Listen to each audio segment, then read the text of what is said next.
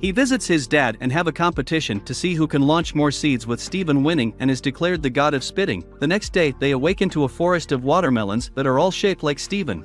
They don't know what to do with all the fruits, so Steven decides to sell his offsprings. After they're all gone, demon god King Onion comes to buy the last watermelon. Steven says no because the last child is the parents' favorite, but no one says no to a king and he lupins it. The melon starts moving on its own, then runs back to Steven. Realizing that his children are special, he goes around and collects all his young ones.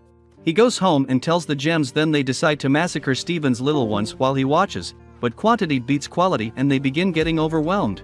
Steven tries to keep the peace, but no one listens, so Steven's favorite punches him to draw all the aggro to him and sacrifices himself for the sins of melonkind.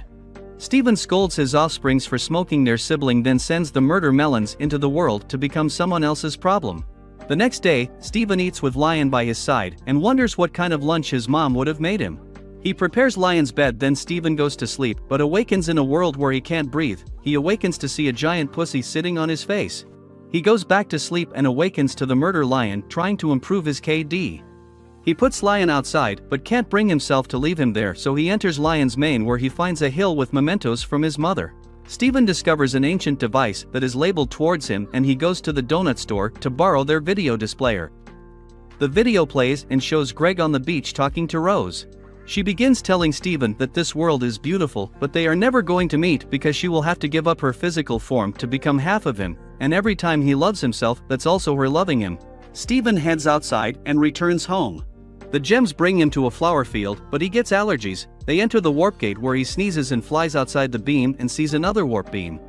He tells the gems, but they don't believe him since they are the only ones who can warp, so Steven decides sleep is for the weak and stays up all night to guard the Bifrost.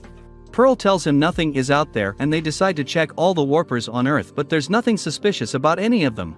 Steven sits at home watching the portal and finally begins believing that there's nothing in the warp when a bowling ball with legs crashes into his home and tries to use their gate, so he fights off the robot and holds it as the warper activates.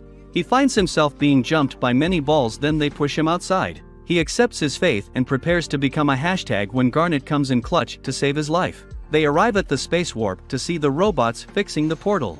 It activates and a homeworld gem, Peridot, comes through, but she realizes that someone has been there and escapes. Pearl and Amethyst begin to panic, but Garnet wants all the smoke.